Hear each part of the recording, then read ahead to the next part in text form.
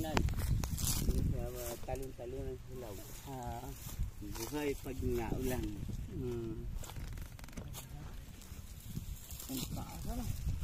Oh, maganda. Ito yung sinasabing overlooking.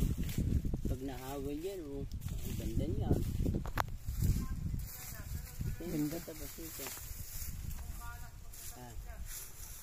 Ganda pa kaya nga doon. Ganda ng area. Talagang pinestuhan nila. Mas lalo sa amin sa liyang. Medyo may layang hapon.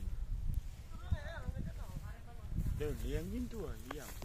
Liyang to, liyang taas. Takbong pa. Open eh. Pababa to. Ito talaga ang pinakang magandang peso nila. Ito yung ambush area nila. Ayun o. Pili-pili mo din yung dalawang tatlong na. Ayun o. Ito. Isa. Dalawa. Tatlo. Apat. Meron pa yung traspiko na papadirik sa atin. Parang ito yung traspiko. Ito hindi to hindi to kalikasan eh. Marka talaga to eh. Tapos itong na to, itong biyak na bato na to, hindi yan kusang mabibiyak sa tagal ng panahon. Pinosisyon talaga yan dyan. Ang tawag dito sa baton to split stone marker. Tapos ito bro, ito binaligtad to. Ito, tsaka to. Pag ginukay mo to, ito yung karugtong niya no, kabila. Isang bato lang yan. Ginawa lang. So ito yung ito yung split stone marker. Pag sinabing split stone marker, directional. Directional. Pwedeng papunta dito. Pero pag pumunta ka kasi dito, doon, malayo. Wala kang tatamaan kasi yan ay bangina na pababa. Ngayon pag dito ka naman humarap sa posisyon na to, Patas talaga. Pag kinompas mo siya, kompasin natin sakto sa 100. 180. Sundin natin yung pinakabiyak. Ayun Ano kanya sir? sakto sa 180 degrees. Sentro ka boss nung Papunta doon. Siya ating pinuntahan. Papunta doon sa may duhat. Ano ibig sabihin nun, sir? Marker ito. yung direct point. Tatay, nagana na doon, nagtigulong na. Ito na yung nagtuturo. Pag nakita na yung, pag mawala yung mga puno na yon, ito ang magtuturo ng direksyon. Kumbiyak na ito. Ito. Kasi yan hindi yan sadyang nabasag dyan sa tagal ng panahon. Talagang ipinosisyon yan dyan. Ang ganun. Dapat yan, kung nabasag yan sa tagal ng panahon, dapat dikit na dikit pa. Oo, nakadikit ko. Yan talagang nakaposisyon siya. Ang tawag yan ay split stone marker. Directional yan, punta doon. So kung gaano kahaba ito, i-convert mo yan kung ilang inches. Bawa ito ay mga nasa 20 inches o 24. 16 na lang Ito, 24 inches. Ito, mula rito hanggang doon. Palagay natin may 24 inches kaya ito.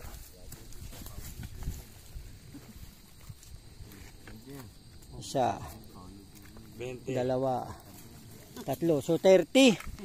So mula rito, papunta doon sa may puno ng duhat, 30 meters. Sakto. Saktong sakto. Ito yung pinaka Yung guide nila, directional guide papunta doon sa puno ng duhat. Kasi kung masukal na, hindi na makikita, kukumpas na sila dito papunta doon. May mga gamit sila yun. Kompas din talaga. naman, kasi ito, sa ito lang. Kung ito'y biniyak ka ng panahon, hindi kasi ganito ito Ito, ganito kakainis bro. Oo. Ito, hindi binibiyak ka ng panahon ito yung tama ng tubig. Yung mga ganito system. Yan Hindi binibiyak ang tubig yan ito lang, ginagawa nilang guide. Okay, so yan. So another another explanations ng directional ng pagkuha ng ng split stone marker kung saan papunta. Okay, mga ka-TX, naimbita tayo dito sa lugar kung saan ito ay sa Quezon, Impanta, Quezon. May story nito, may pumunta ditong hapon na ang hinahanap ay yung puno ng balite, ituro lang daw. At babayaran niya may-ari ng lupa ng 100,000. Ang ginawa na may-ari ng lupa ay hindi tinuro.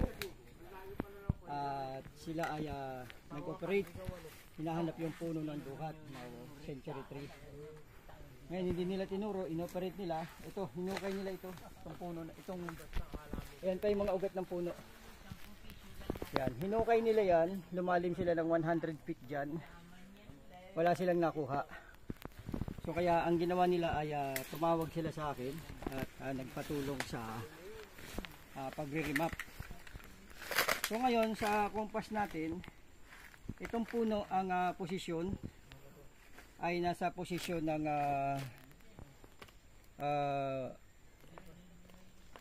east. Itong east, yung puno 90 degrees. Tapos yung doon sa may puno na 315 pala, 135. Ito malanggam bro marami sundalo. Ito 135, tapos yung doon kinumpas ko ay 315 at doon may tinamaan doon na bato. At sinukat namin mula dito sa puno hanggang doon sa sentro ay nasa 9 meters. Halika, tingnan natin kung tinatamaan na 315 mula sa 135.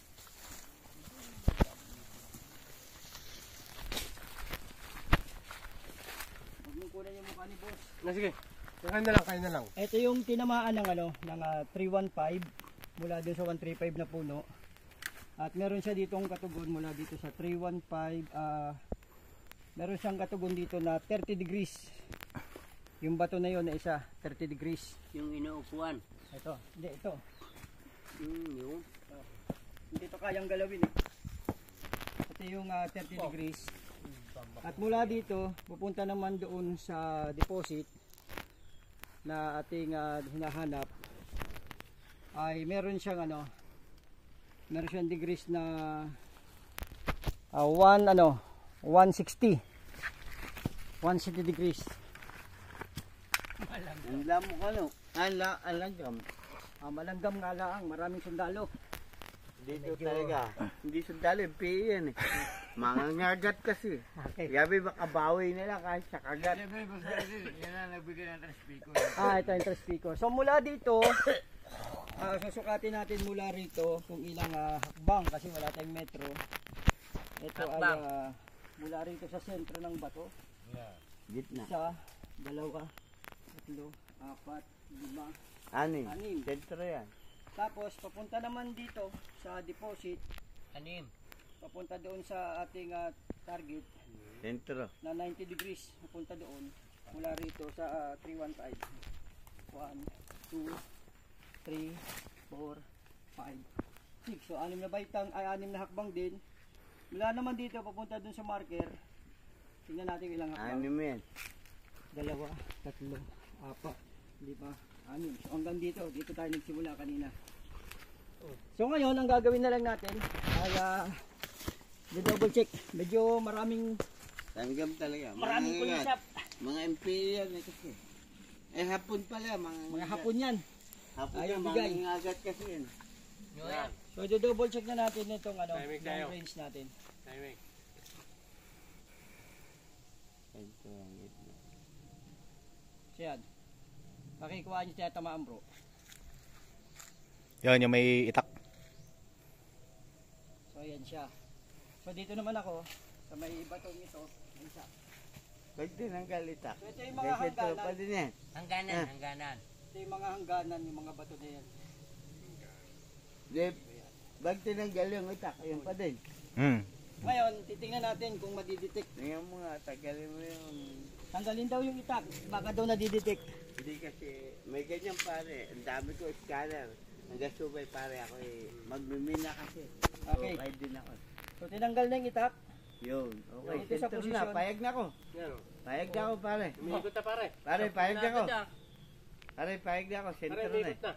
So Okay medyo na. mababaw ito sa tingin ko. Dahil ang history nito ay 1-day heat operation, sabi ng hapon na bumalik na may Sabi kasamang kay Dio. mapa. Kay Dio. Boss, one step left. Kung abot Mga 10 step. So, mga Wala ano yan. yan, mga sa atin, dahil tayo mga Pinoy, mga 3 days operation yan. Kasi kasamahan natin ng konting pahinga yan eh. Yeah. Pero ang Pinoy kasi, laging makuha eh.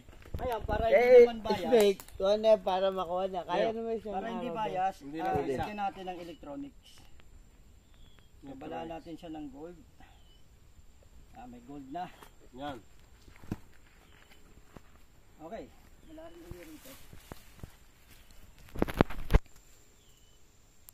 Baka pumutok. Hindi. Yun Yun pa rin. talaga. Yun talaga tumatama. So pagka tinignan natin dito, to. Dito pa rin itong area na to. Umiikot siya oh. Ang layo sa balon naman. Ay, tingnan mo nga dito. So ito siya, ito yung galaw ng ano. Yung galaw lang, area. 2020 model. Yung area ang laki. Anong laki nun? Bag dito. Ano ikot maliit yan? lang siya. Maliit Kasi lang. laki lang nitong box na to. Walang problema eh. Basta tayo magkaroon ng pare-pareho. Ano. Maliit lang. Pero may sigurado namang magkakaroon. Okay. So meron pa akong isa. Asan yung bag natin to? Cut muna natin to. play. Okay, play. Ngayon, natukoy na natin yung exact position ng deposit, yung pinaglalagyan. Do-double check na lang natin itong Japanese wand. Final yan.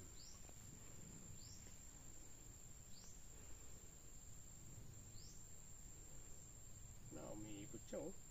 Galaw ba? Ano? So yan ay kusang galaw niya. Ano? Ibig sabihin malapit ito bro. Hindi ako makapag-concentrate, maraming nangangagat. Sandali. Okay, so tingnan natin na. Hindi tama sabi mo mababaw lang. Tingnan natin na. Tutukod natin sa tuhod para hindi gumagalaw.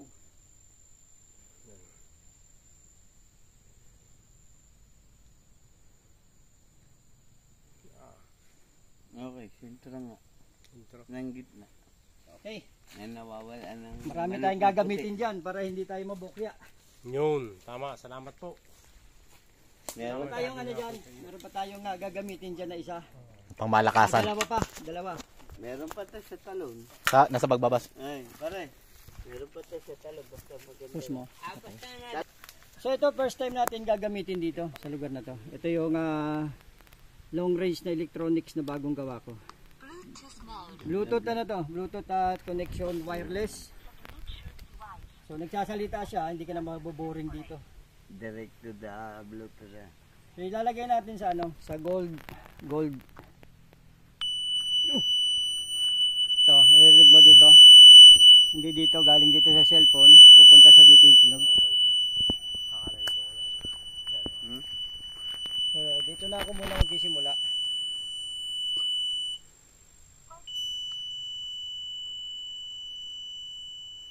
So ito na. Doon pa din naglalaro, ano?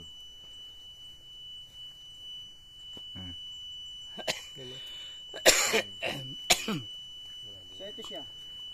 Ito ano, ito yung frequency. So hindi na kailangan ng bala. Frequency na lang galing sa cellphone yung kanyang Talaga pong sir na talagang yan ano. protection. Sure po dito. Sure tayo. O, sige, salamat po. Tayo nagbabaka sakali. Meron pa isa. Okay, so last na lang baka abutin ng ating metal detector na dala-dala. Sige. Swerte, pag inabot tirahin na natin. Yan. Sana So ito Pagkakalog kapag na ka may yan. bakal tutunog. pagbakal. Pag bakal siya. Eh, pag, Oh, may bakal kaya tayo.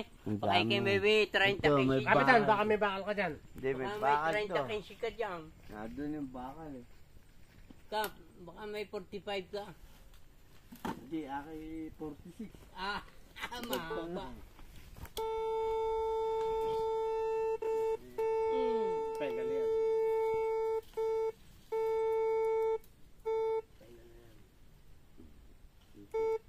Bakal yun.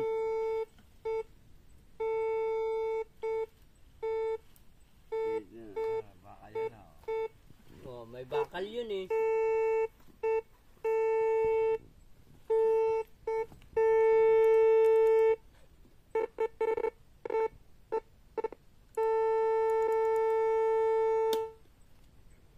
Yan. Kasi yung tune in niya.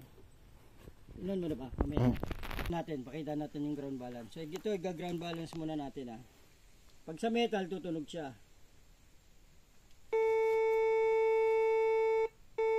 Yan. Pag lumagpas ka sa metal, yan, mawala. Pag tumupad ka sa metal, tutunog. Pag sa lupa, dapat di siya tutunog. Kasi lupa yan eh. So metal lang ang diditikin natin. Okay, so kung aabutin, swerte. Pag hindi, Salamat po. okay lang. Hindi ka. Tititikid ba? Kung aabutin, So hindi kayang abutin. hindi kaya. Kasi ang kaya lang naman itong detector ko ay hanggang 3 feet lang. Repeat. Wala. Lampo. Hindi kaya. Pero sure ako nandito siya. Kasi yun yung direction ng bato na yun. Oh. Malubong na. Tapos yun. Hindi kayang abutin. Gitna lang. Gitna.